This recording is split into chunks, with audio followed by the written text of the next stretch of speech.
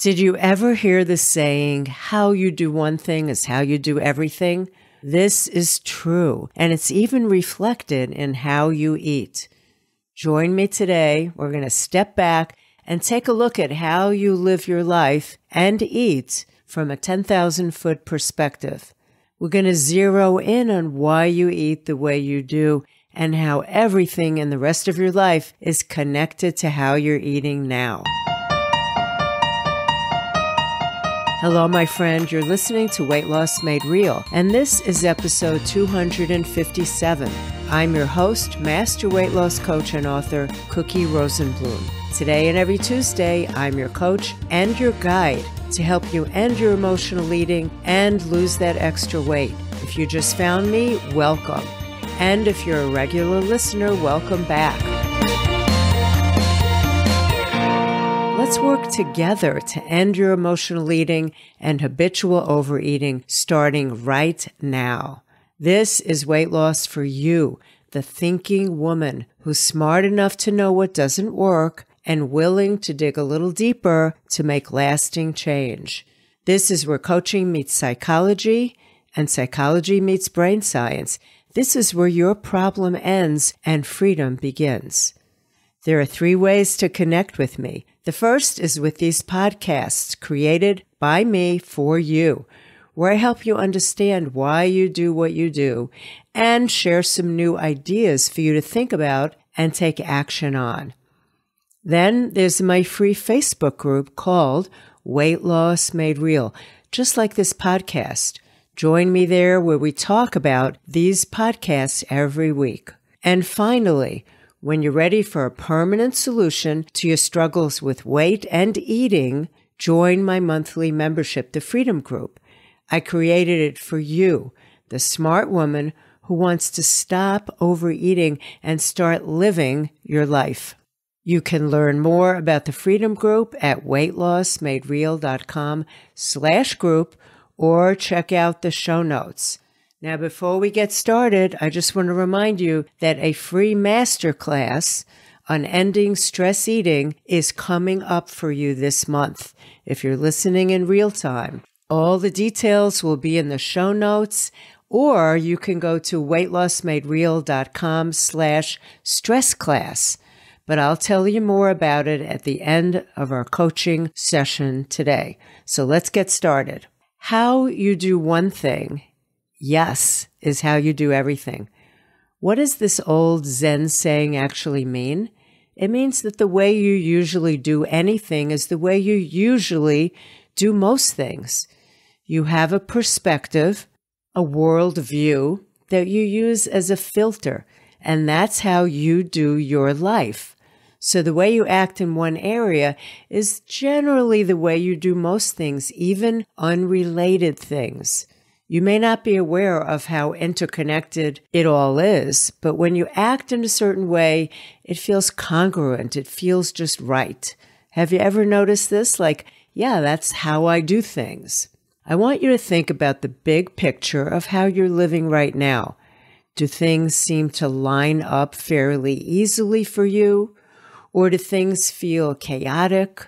Or do things feel very predictable? And I don't mean predictable in a boring way, but in a way where you just feel like yourself, like you could describe yourself to someone else very easily. Does it feel logical when you choose certain things over others? Think about where your choices come from.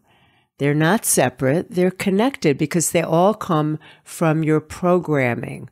Think about how you respond to different events that come into your life. Do you automatically feel a certain way? Do you automatically jump into stress when something unexpected happens? Or when you have a lot of things to do? Or when someone says something in particular to you? These are patterns, and your patterns usually connect. You might react to a lot of things quickly without much conscious thought. Someone offers you food and it looks appealing, and you say, sure. Someone says something that you've always assumed was an insult, and you feel hurt quickly. Are you beginning to see the connection? These are things that you always do. Now, if your thinking leads to your feelings and your feelings lead you to do what you do, then pretty much a lot of the things you do in your life are connected because you tend to have a way of thinking that spreads out into all the things you do. So is how you eat truly how you do most things? And is how you do most things also related to how you eat? Yes, I believe yes. And here are some examples. How you eat is related to whether you think you get enough of what you need in life, whether you feel the need to take what you need and leave the rest, or stock up for a rainy day and eat it all. How you think about money shows up in other ways besides how you spend and how and if you save. Again, this is related to your belief in having enough food, enough money, enough love, enough friends, enough time, enough everything. How you think about yourself is related to how you might be dealing with your eating on your weight loss journey. You might look at other people and think, well, that's easy for her, but nothing comes easy for me. Can you see how that will influence weight loss? You might think, hey, it's not fair that she can eat whatever she wants and I can't. You might notice that in general, you're an action taker or you're a perpetual procrastinator. Is that going to affect your eating? Of course. This pattern is going to either keep you moving forward on that journey or putting it off and off and off until the perfect Monday happens to begin again. Your ability to say no to yourself shows up a lot in how you're eating. So are you able to say no without feeling deprived? Because if not, you're going to have a pattern of being afraid of not getting enough again and never wanting to turn anything out in eating or in everything. Fear of missing out, fear of missing pleasure, fear of not getting your share of what other people are getting. Everything we do comes from our feelings, right? So everything that you habitually feel comes from what you habitually think. So if you're operating under the framework of I never get enough, then you're going to tend to mostly have patterns that will make you want more than you need. We're all creatures of habit, right? We learn to do something, and in the moment, if it works, then we learn how to repeat it again and again and again. But then that thing that you do, that habit, may no longer serve you. By then, you have this deeply entrenched pathway that you can't seem to escape, and without realizing it, it doesn't just show up in how you eat, it shows up in so many ways. You learn your most common go-to responses, and then you get used to them, and they spread to other areas of life. It's all connected, and it all counts. Everything you do makes you feel good and comfortable, or not good and uncomfortable, and you repeat it again and again and again. So how does this knowledge apply to your life and how you eat? Let's look at parts of your life that you might be frustrated with. And if you're here, I'm guessing that your eating is going to show up in this category. Maybe your pattern is to always eat too much, more than your body needs, just in case. Then it's likely that you're going to be doing this in other areas too. Maybe you're often in a negative mood and you just accept it as, yeah, that's just how I am, or life is just hard. You don't question why that mood shows up so often. And if you don't question where that mood comes from, you're probably not going to question why that kind of mood leads you to eat to escape from it. Maybe you feel like you just never have time for yourself. And in other areas, you have a lot of thoughts about how you have to earn self-care, how you have to earn a break, how you have to deserve downtime, but you can't when there's so much to do. See how one habit can show up in so many different ways? I want you to step back and consider some of these questions so we can look at some of your patterns that show up multiple places. When you think about asking for help, does it feel impossible or hard, or just does it come naturally? I know that you'll see this in different situations. Are you used to being in struggle mode for everything you want? Or are you used to looking for ease to get what you want? It's a pattern.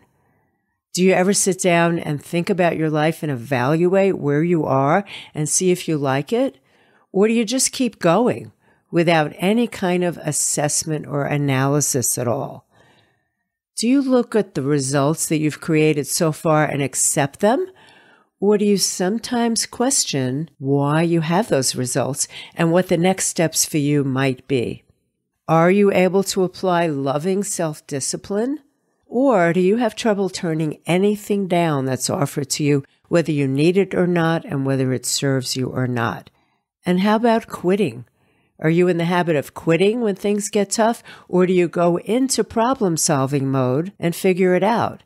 This is one of the most valuable patterns you could have when it comes to weight loss, and it's not something you're born with. It's something you learn. So I want you to look at your patterns with eating and weight loss and everything and see if there are some things that are interconnected that you do in so many areas that you might want to work on. When you decide to lose weight, are you fully committed or are you half in? Do you keep going or do you keep stopping? And let's not forget how you are with judging yourself and judging others. Are you a harsh judge of others? Because if you are, most likely, you're also a harsh judge of yourself. Think about your decision making. How does this apply to that? All the patterns are played out in everything you do. And if we think in terms of how you think, how you eat, how you love, you can see that almost all the patterns we talked about are probably being played out right now in your eating, in your moods, in your typical thoughts, in your self-care, and definitely in your lack of self-care. I want you to see what you usually do and how it permeates so much of your life, including your eating. I want you to step back and think, okay, here's what I usually do. And when I do that, here's what I usually create and here's what I get. Is what you're creating and getting what you want? Maybe in some things it is, and maybe in some things it's not. So first see the pattern, and then you'll know what to expect and where you're using that same pattern in so many different areas. It's good that you'll find it's not one isolated thing you do that you want to change, because it's easier to see a whole life pattern.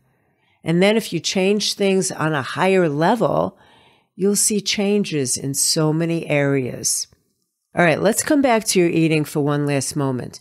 If you overall are usually in the habit of planning, then most of the time you'll have what you need to eat. It'll be available. It'll be accessible. It will make things easy for you, both in eating and other areas where you plan.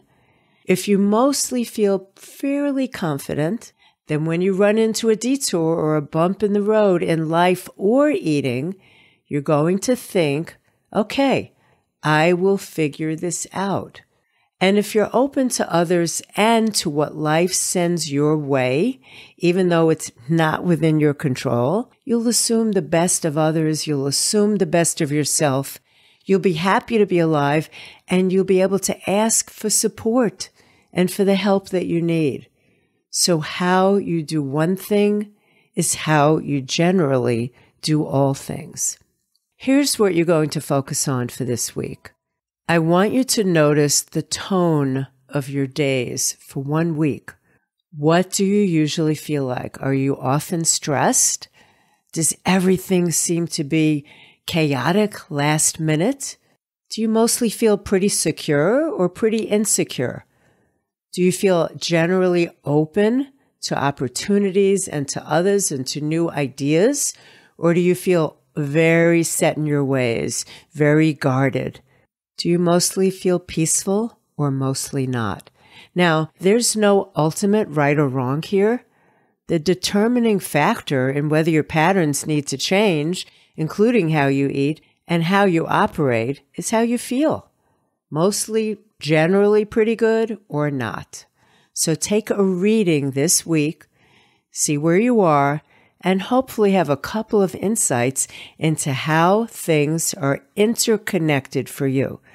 Like a big spider web of thoughts and feelings and habits, because if you could zero in on one pattern, I have no doubt that your success in changing one pattern is going to show up in other areas of your life. All right. As promised, before you go and move on into your week, I want to invite you to a free class I'm offering this month. On January 26th, I will teach a master class on ending stress eating, one in the morning and one in the evening. So if you eat from any emotion, like stress or fear or anger or frustration or worry, or even from happiness or celebration or excitement, it's all coming down to the same thing.